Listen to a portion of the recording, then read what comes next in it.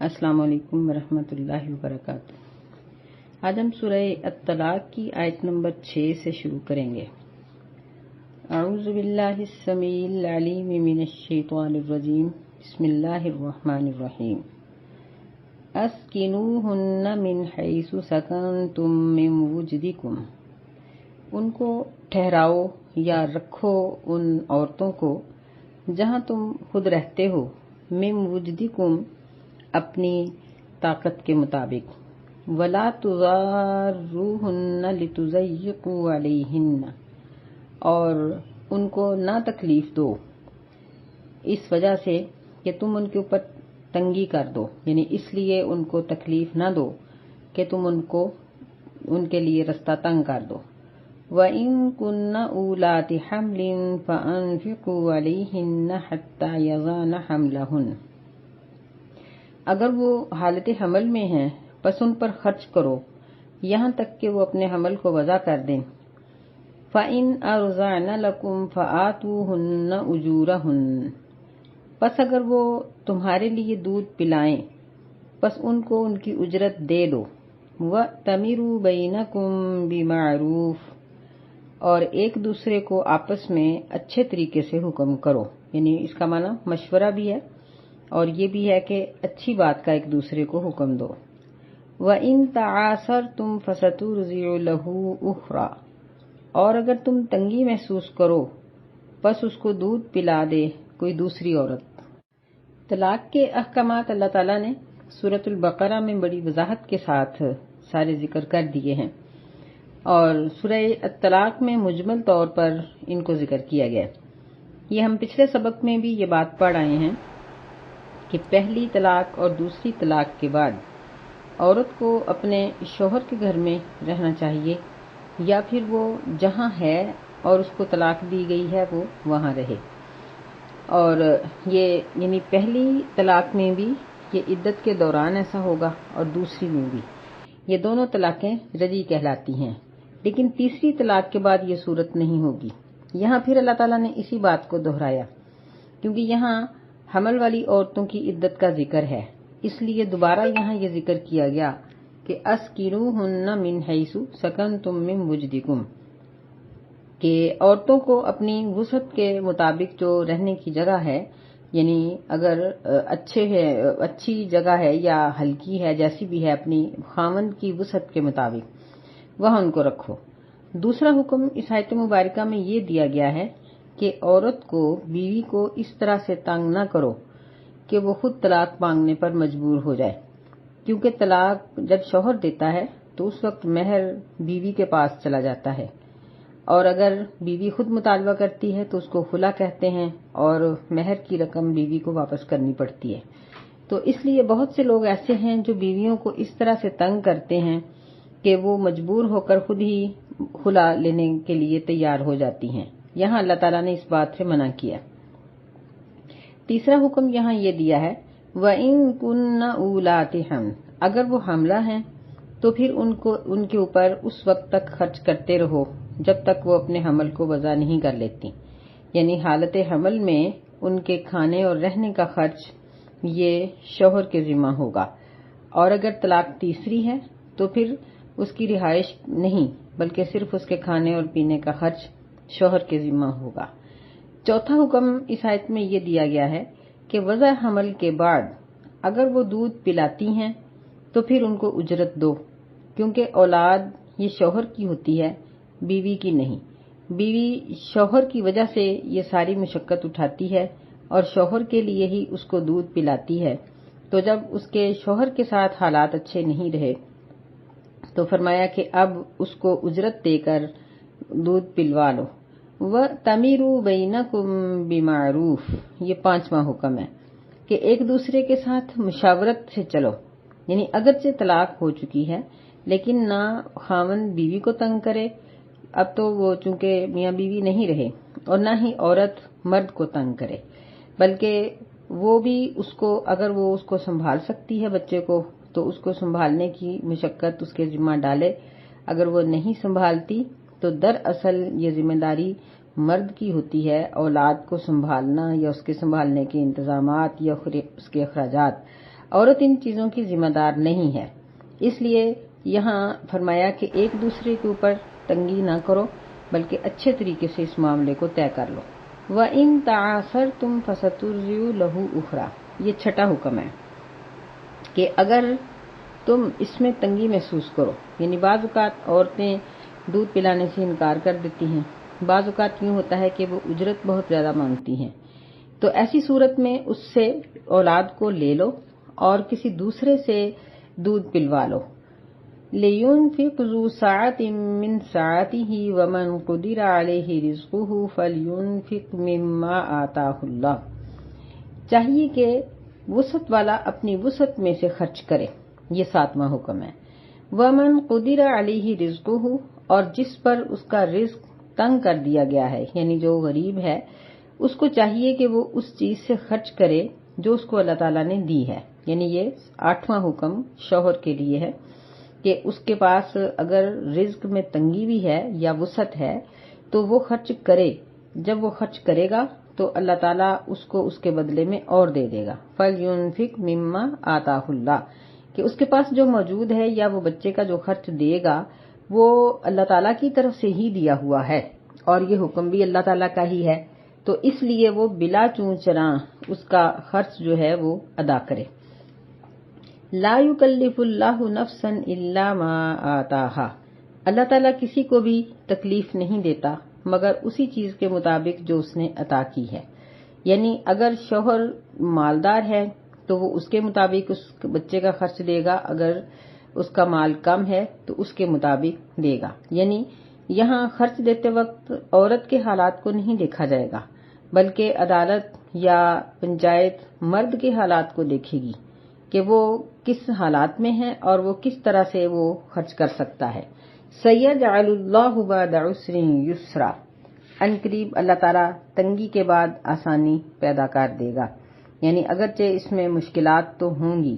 لیکن اگر شوہر اللہ تعالیٰ کے تھوڑے دیے ہوئے میں سے بھی اس بچے کا خرچ اور اس کی ذمہ داریاں ادا کرے گا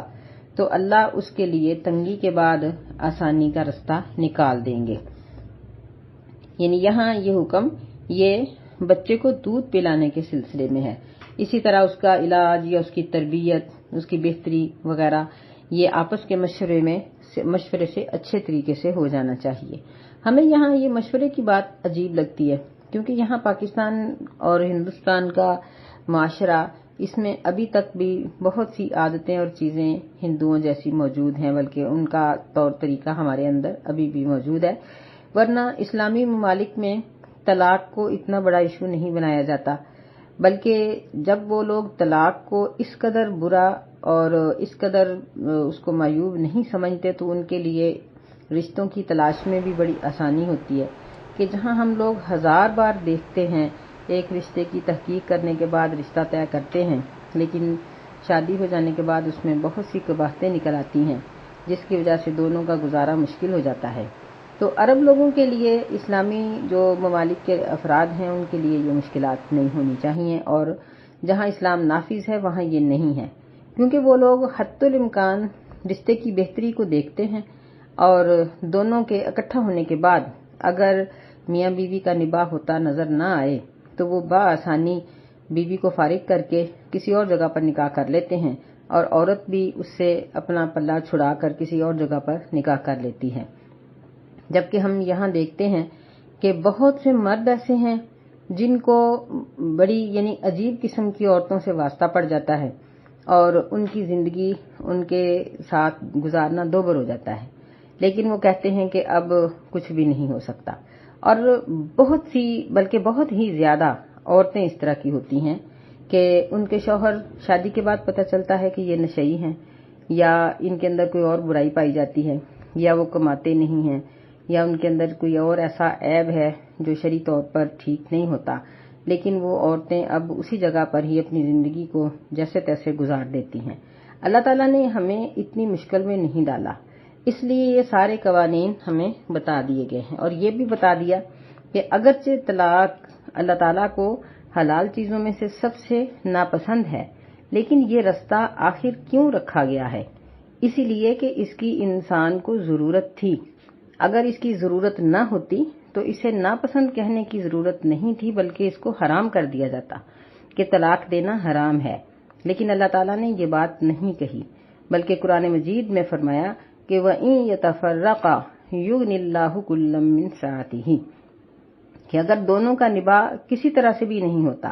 نبی علیہ الصلوۃ والسلام کے زمانے میں فاطمہ بنت قیس کا ذکر آتا ہے کہ وہ اپنے شوہر کے بارے میں فرماتی ہیں کہ اللہ کے رسول، میرا اس کے ساتھ گزارا نہیں، اور ساتھ ہی یہ کہتی ہیں کہ میں اس کے اوپر کوئی عیب بھی نہیں لگا سکتی، لیکن ہماری انڈرسٹینڈنگ نہیں ہے، ہم نہیں رہ سکتے۔ نبی علیہ السلام نے فرمایا کہ اس نے تمہیں جو باغ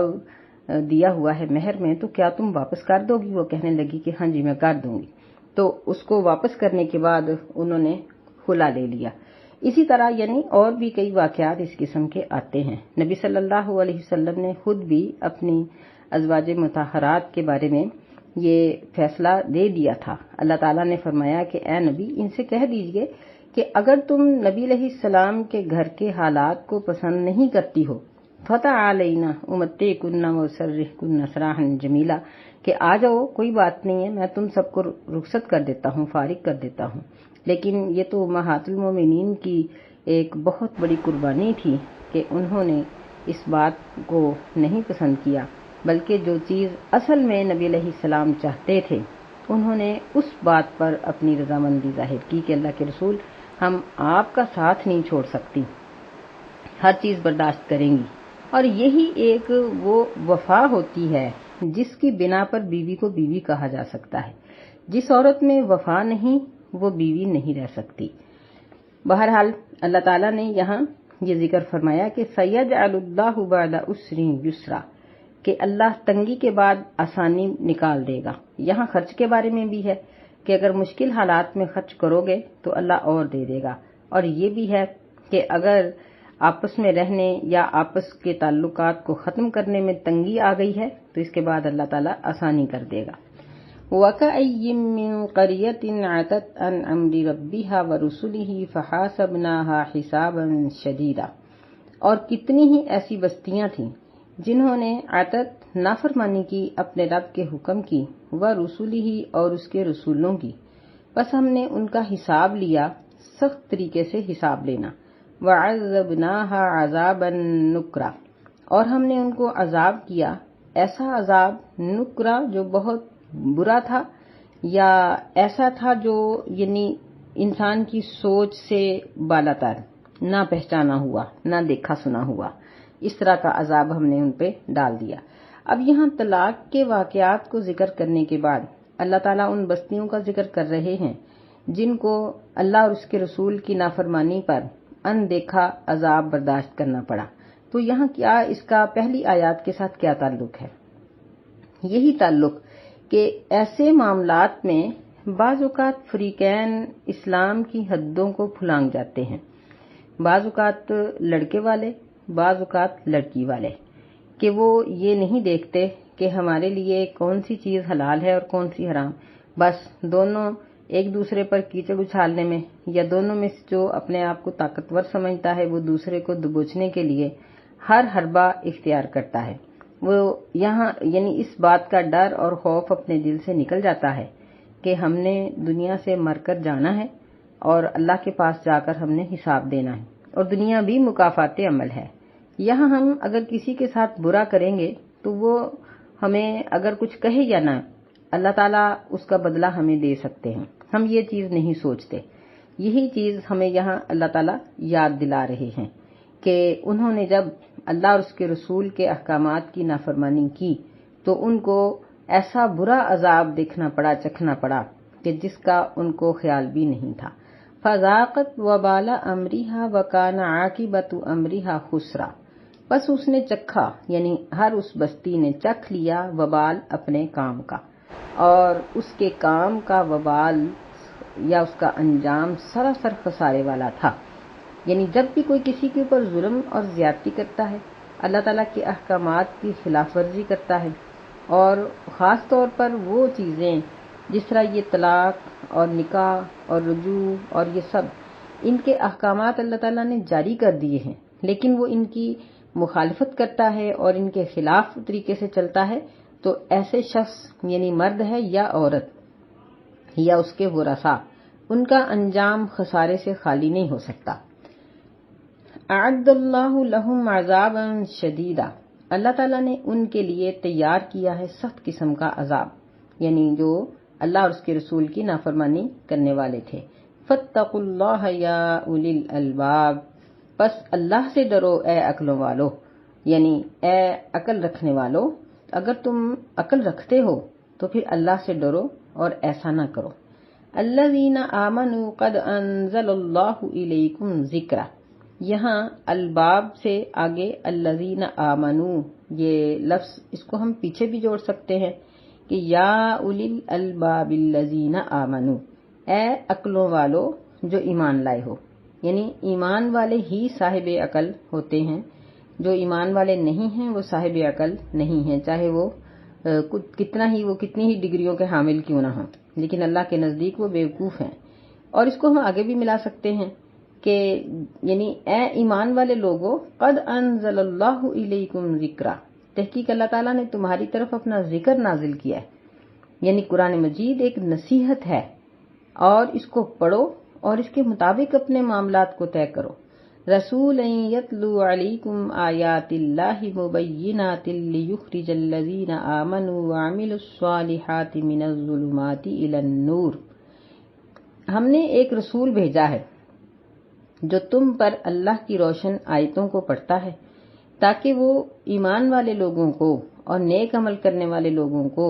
گمراہی کے اندھیروں سے ہدایت کی روشنی کی طرف نکال کر لے جائے۔ یعنی رسول کا کام یہ ہے کہ وہ جہالت اور اندھیروں سے اپنی قوم کو نکالتے ہیں، یعنی نبی صلی اللہ علیہ وسلم نے ہمیں زندگی کے ہر موڑ پر جو مسائل پیش آنے والے تھے ان کے متعلق ہمیں ہدایات سنا دی کہ اس طریقے سے ان معاملات کو حل کرو گے تو ہدایت کی روشنی میں رہو گے، جب ان کی مخالفت کرو گے تو اندھیرے میں ڈوب جاؤ گے۔ وَمَن يُؤْمِن بِاللَّهِ وَيَعْمَلْ صَالِحًا يُدْخِلْهُ جَنَّاتٍ تَجْرِي مِن تَحْتِهَا الْأَنْهَارُ خَالِدِينَ فِيهَا أَبَدًا، اور جو شخص اللہ پر ایمان لائے گا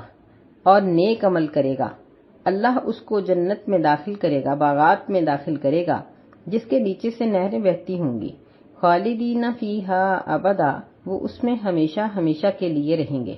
قد احسن اللہ لہ رزقا، تحقیق اللہ نے اس کے لیے اچھا رزق تیار کر رکھا ہے۔ یعنی یہاں پہلے اللہ تعالیٰ نے ان لوگوں کو جو شریعت کے خلاف چلتے ہیں ان کے لیے وعید سنائی،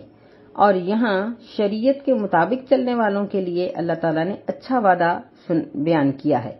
کہ وہ لوگ جو طلاق کے مسائل ہوں یا نکاح ہو یا یعنی عدت کے مسائل ہوں، اخراجات کے مسائل ہوں، جو ان تمام مسائل کو قرآن اور حدیث کی روشنی میں حل کریں گے، کیونکہ یہاں دو لفظ ذکر کیے گئے ہیں، یؤمن باللہ و یعمل صالحا، کہ اللہ پر یقین بھی رکھے اور اپنی عملی حالت کو بھی اچھا کرے۔ تو عملی حالت یہی ہے، دوسروں کے ساتھ جو معاملات ہیں، جس بیوی کو چھوڑ رہے ہو اس کے ساتھ جو معاملات ہیں ان کو اگر وہ اچھے طریقے سے ادا کرے گا تو اللہ اس کو باغات میں داخل کرے گا اور اس کے لیے نہریں ہیں جن میں وہ ہمیشہ رہے گا۔ یعنی اس سے ہمیں یہ بات معلوم ہوتی ہے کہ اگر ایک مرد ایک عورت کو اچھے طریقے سے رخصت کر دیتا ہے تو جس طرح ہم لوگ اس کو طعن و تشنیع کا نشانہ بنا لیتے ہیں، اللہ تعالیٰ کے نزدیک وہ مغضوب علیہ نہیں ہے، بلکہ اگر اس نے دین کے مطابق طلاق کا معاملہ طے کیا اور دین کے مطابق اس نے اپنے بچوں کے معاملات کو طے کیا اور وہ ہر قدم پر اللہ سے ڈرا اور اللہ تعالیٰ کے حکم کے مطابق اس نے فیصلہ کیا، تو ایسا شخص مومن ہی رہتا ہے،